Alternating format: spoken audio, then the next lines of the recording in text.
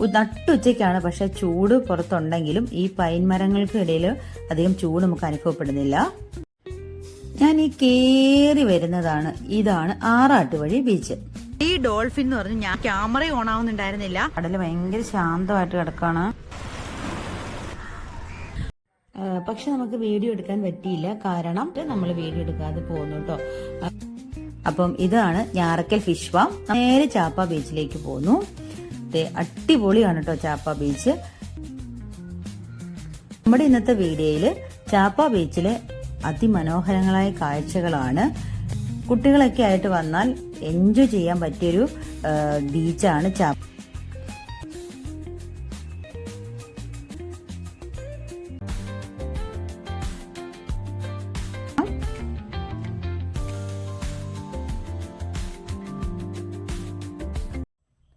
എന്നാ പറയാനാന്നേ, ഒന്നും പറയണ്ട.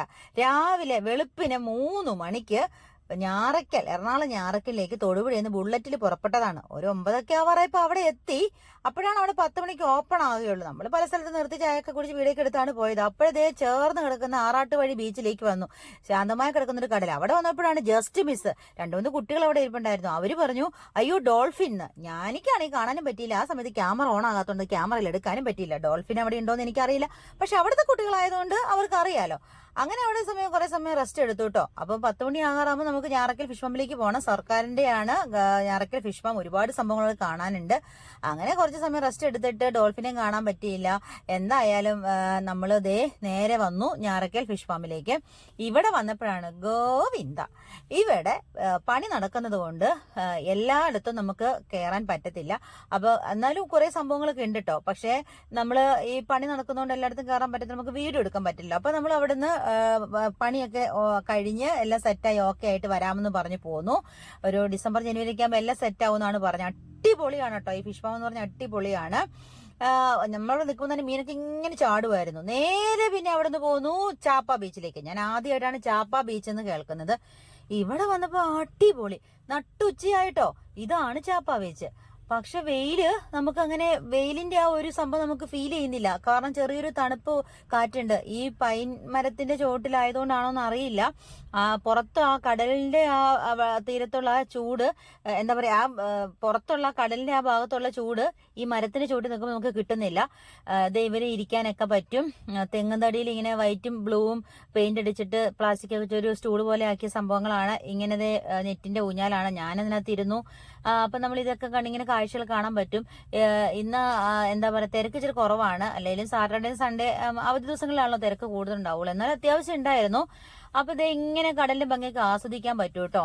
അപ്പൊ എന്താ പറയാ, നമ്മള് കുട്ടികളൊക്കെ ആയിട്ട് വരുമ്പോ അവർക്ക് എന്താ പറയാ, ഒരുപാട് സംഭവങ്ങളുണ്ട്. ഊഞ്ഞാലും ഇതുപോലെയുള്ള സംഭവങ്ങളൊക്കെ ഉണ്ട്.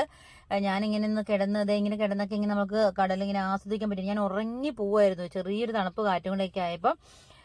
പിന്നെ നമുക്ക് ഒത്തിരി ടൈം സ്പെൻഡ് ചെയ്യാൻ പറ്റിയൊരു സ്ഥലമാണ് കേട്ടോ. വലിയവർക്കായാലും കുട്ടികളും കൂടെ വരുമ്പോഴൊക്കെ ആണെങ്കിലും എൻജോയ് ചെയ്യാൻ പറ്റിയ സ്ഥലമാണ്. അപ്പോഴാണ് ഊഞ്ഞാല്. ഞാനൊന്ന് ആടി നോക്കി. അത് ചെറിയവർക്കാണ് വലിയവർക്കാണ് എനിക്കറിയില്ല. ഒരു ചേട്ടൻ ആടുന്നോണ്ട് ഞാനും ആടി. അപ്പൊ അതൊക്കെ ഒരു ഭയങ്കര എക്സ്പീരിയൻസ് ആണ്. നമുക്കിങ്ങനെ നടന്ന് പോകാൻ പറ്റും കേട്ടോ. അങ്ങനെ ഇത് ഞാൻ ആദ്യമായിട്ടാണ് ഈ സംഭവം പയറ്റി നോക്കുന്നത്. അതും പയറ്റി, നമ്മളെന്തിനു കുറയ്ക്കുന്നു. അപ്പോൾ അതൊക്കെ കഴിഞ്ഞു. ഇരിക്കാനൊക്കെ ഒരുപാട് സ്ഥലങ്ങളുണ്ട്. ഇരുന്ന് വർത്താനം പറയാനും ഒക്കെ പറ്റും.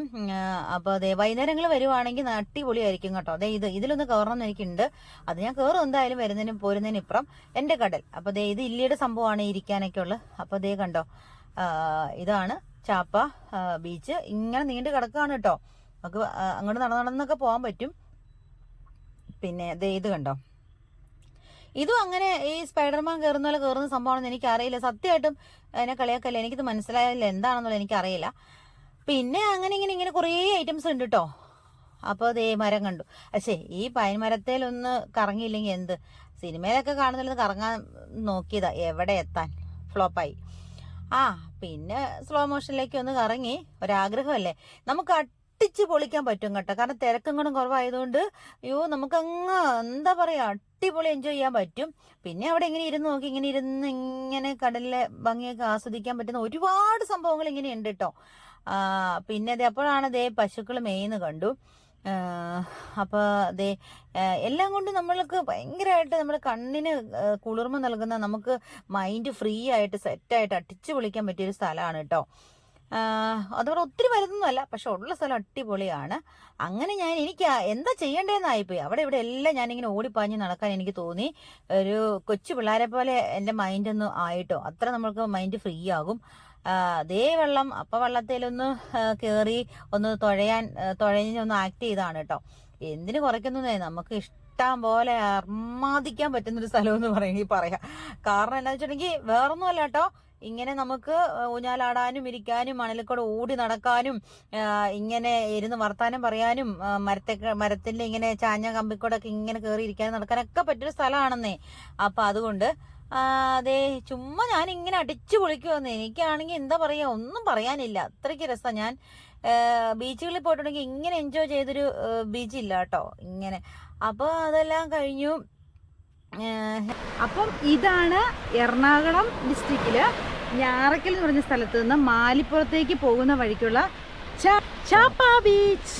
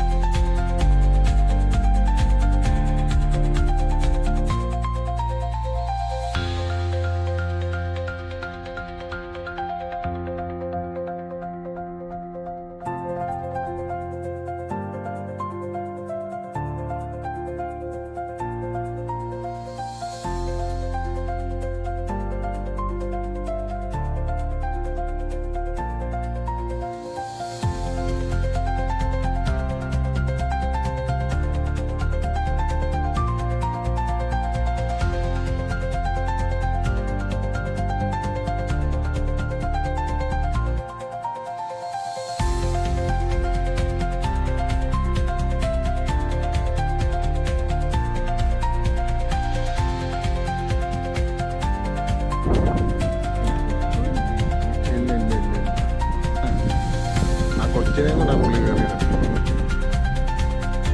ഞാൻ കയറിയത്.